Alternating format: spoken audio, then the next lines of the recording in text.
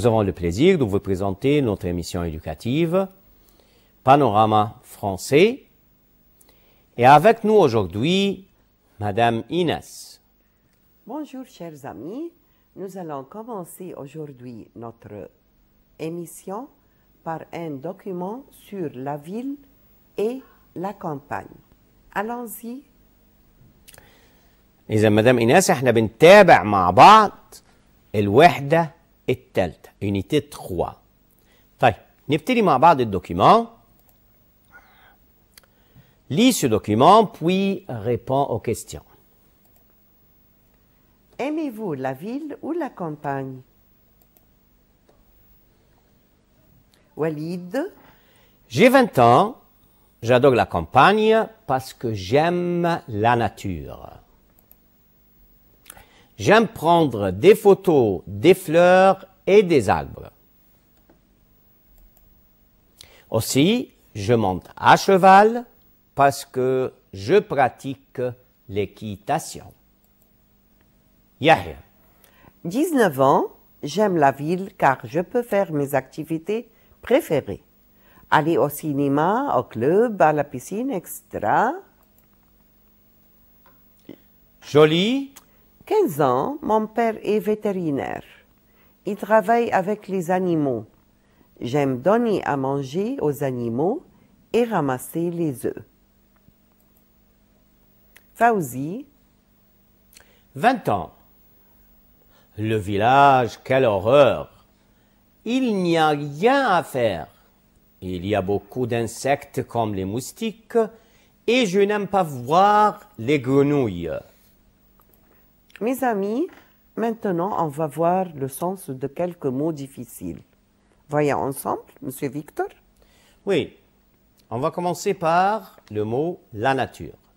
طبعا من الكلمات الهامة في الحالة دي اللي هي كلمة لا ناتور يعني الطبيعة.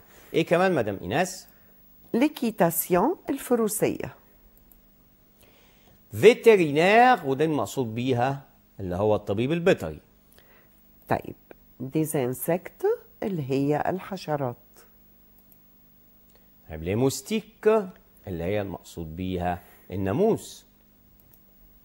La grenouille الضفدع. Et maintenant avec quelques questions. هنشوف مع بعض الأسئلة. هنبتدي بكلمة choisis la bonne réponse. طبعا دايما احنا عارفين ان قطعة الكومبريهنسيون اللي بتجيلي في الامتحان او القطعتين المقصود بيجولي عبارة عن QCM او أسئلة اختيار من متعدد. وده اللي احنا ملتزمين بيها. هنشوف كده مع بعض الأسئلة. أول سؤال بيقول ايه؟ Walid aime faire point du tennis, du football, de la natation ou de l'équitation. Walid aime faire de l'équitation. يعني بيحب الفروسية. طيب. Le père de Jolie soigne les dents, les yeux, les animaux, les personnes. طبعا فاكرين ان هو كان فيترينير اللي هو الطبيب البيطري يبقى اكيد هو il soigne les animaux. فوزي déteste, فوزي بيكره les animaux, la nature, les moustiques et les lapins. طبعا أنا فاكرة كويس فوزي déteste les moustiques الناموس.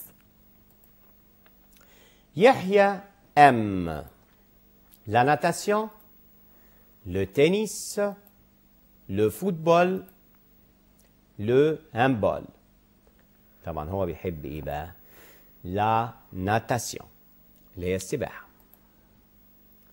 Jolie aime les poules, les insectes, les moustiques, les grenouilles.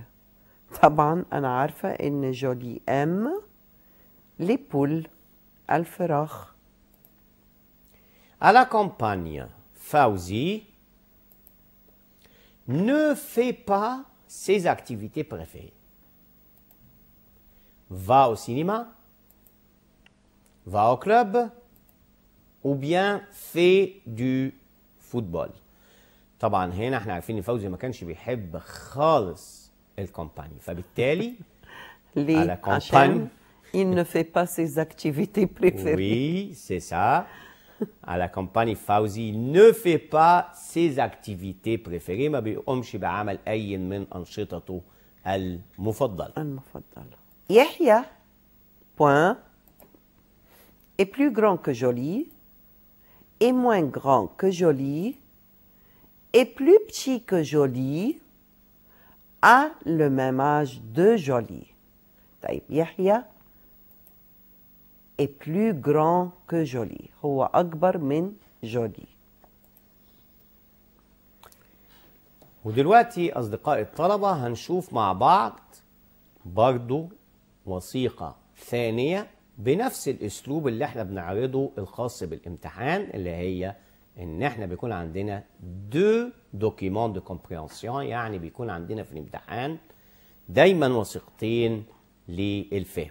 كل واحدة بيكون عليها 6 أسئلة ب6 درجات، وكل سؤال عليه 4 اختيارات، ما ننساش. طيب هنا هناخد الوثيقة الثانية، لي لو دوكيمون بوي ريبون aux questions. نشوف كده. نادر. Salut Adel, ça va? Adel? Oui, on va aller au cinéma. Tu viens avec nous? Non, je ne veux pas aller au cinéma. On va au théâtre. J'aime voir le film de Adel Imam. Nous allons toujours au cinéma et jamais au théâtre. Le théâtre ne m'intéresse pas beaucoup parce qu'il faut mettre un costume. Maintenant, les gens vont au théâtre en jean. Au cinéma, on peut manger et boire. Et ça m'énerve, car les gens font trop de bruit. Alors, qu'est-ce qu'on décide? Allons au restaurant. D'accord. طبعا احنا في الاخر هم الاصدقاء ما اتفقوش على ايه؟ على حاجه، اتفقوا على حاجه مختلفه على تماما. ايوه، النقاش هنا كان عن شيء اعزائي الطلبه، وطبعا هم اتفقوا على حاجه في النهايه. طب نشوف كده الاسئله اللي ممكن حاجه غير اللي كانوا لها. بيختاروا منها كمان. بالظبط. Choisis la bonne réponse. Adel veut aller au cinéma, aller au club, aller au théâtre, rester à la maison. Adel veut aller au cinéma. Au cinéma, personne ne fait de bruit. On peut chanter, on peut manger et boire, on doit mettre un costume. Au cinéma, on peut manger et boire. Ce soir, Nader n'est pas libre, n'a pas faim, n'a pas soif, ne veut pas aller au cinéma. Ce soir, Nader ne veut pas aller au cinéma. Les deux copains parlent d'une sortie, d'un sport, d'une fête déguisée, d'un anniversaire. Les deux copains parlent d'une sortie. Enfin, les deux copains vont aller au cinéma, au théâtre, au club, au restaurant. طبعا هم ما اتفقوش على السينما والتياتر. Enfin, les deux copains vont aller au restaurant. Et maintenant, mes amis, avec les situations. هنشوف مع بعض أعزائي الطلبة الجزء أو السؤال الخاص بالمواقف. وبرضو احنا بنتكلم هنا عن المواقف انها تجيلك عبارة عن اسئلة اختيار من متعدد. برضو بيكون 4 اسئلة وبتختار اجابة صحيحة. نشوف كده مع بعض. Qu'est-ce que tu dis dans les situations suivantes? Inès? Tu demandes à ton ami ce qu'il a fait ce week-end. Il dit, je vais aller à la campagne. La campagne est très calme. Je suis allé à la campagne. Je vais au lycée. طبعا ce qu'il a fait ce week-end. Il a fait, passé composé. هتبقى tu demandes à ton ami ce qu'il a fait ce week-end. Il dit, je suis allé à la campagne. طب ليه ما خدناش مدام إيناس je vais aller à la campagne؟ لأن أنا أصلا الفيرب عندي هنا في الباسي كومبوزي. je vais aller à la campagne ده futur proche. يبقى مش هينفع. مش هينفع خالص. يبقى ده حاجة معي. مستقبلية، وطبعا السيتوياسيون بيتكلم عن حاجة ماضية. تمام. تمام. طيب. Ton ami te demande qu'est-ce que tu as fait à la campagne. Tu réponds. خدوا بالكم برضه أنا بقول qu'est-ce que tu as fait. ماذا فعلت؟ ده زمن إيه؟ passé composé. تمام مدام إيناس. طيب j'ai vu les animaux au zoo. Je suis allé au cinéma. Je me suis promené à cheval dans les champs.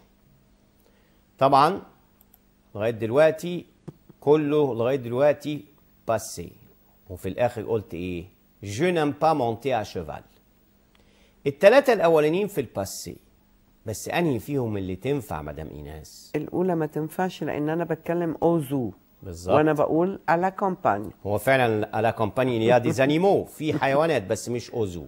يبقى هي الإجابة Je me suis promené à cheval dans les champs. تمام تمام تمام. طيب.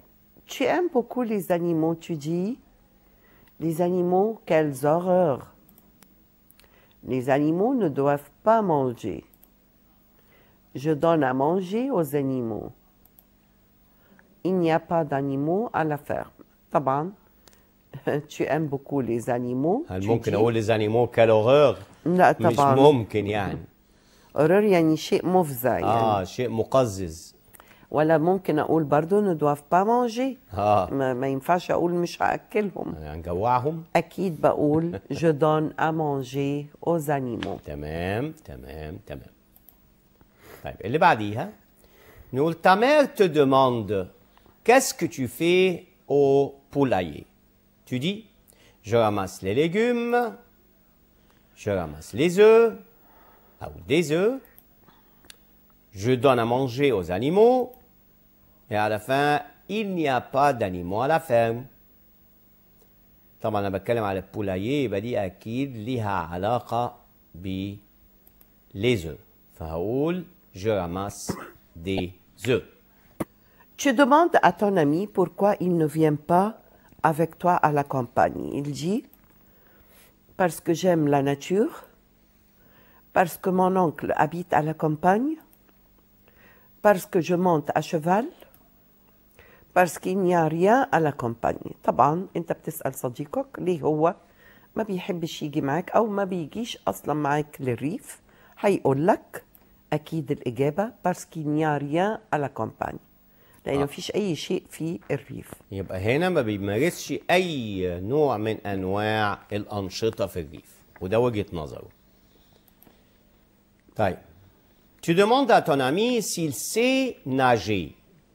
Il dit je ne sais pas nager, mais je peux essayer.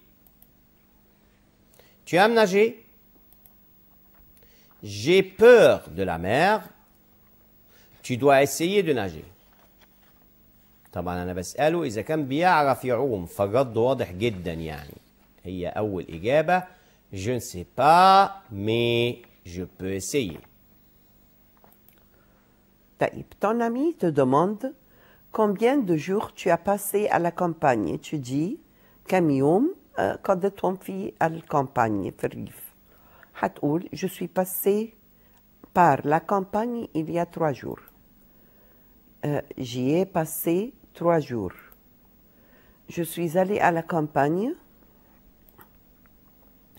Je passe 3 jours à Paris. طبعا هو بيسألني كم يوم أنا قضيتهم في الريف. هقول له j'y ai passé 3 jours. قضيت 3 أيام. طيب. Ton ami te demande quand est-ce que tu es sorti hier. Tu dis هنا هو بيسألني عن ميعاد ما خرجت بالأمس.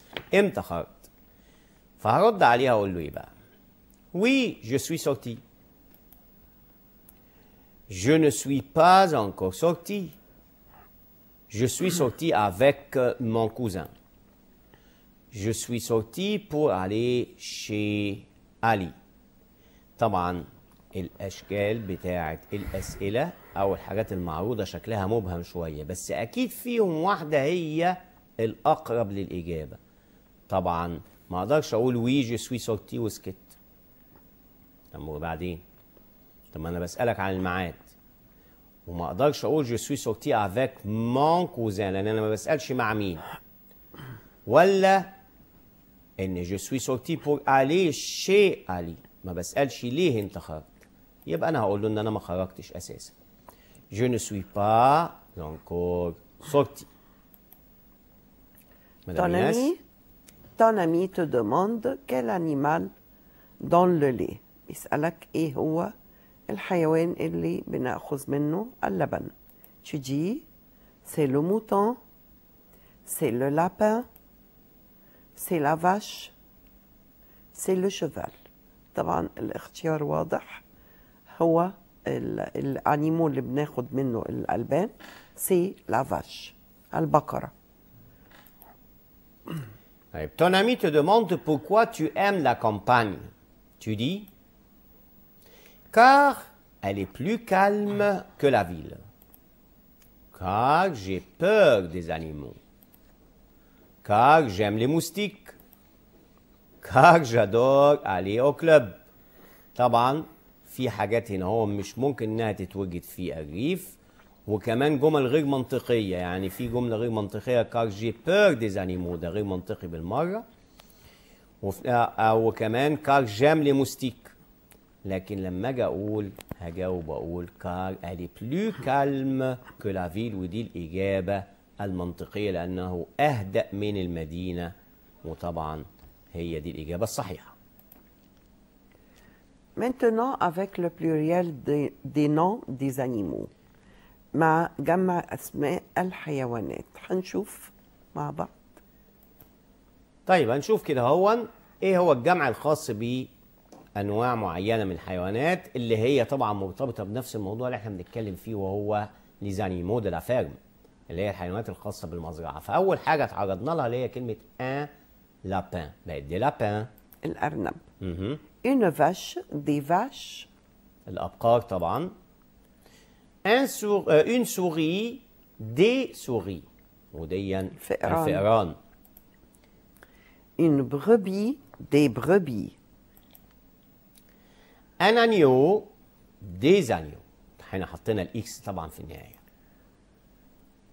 Un lapereau, des lapereaux. طبعا حطينا الاكس في النهاية، وده طبعا صغير الأرنب. تمام. Un taureau, des taureaux، برضه حطينا الاكس اللي هو الثور طبعا. Un chevreau, des chevreaux. دول صغار الشفغ. Un cheval, des chevaux. طبعا هنا هو المقصود بالحصان. Un animal, des animaux. Et maintenant mes amis, avec un film sur la vie au village.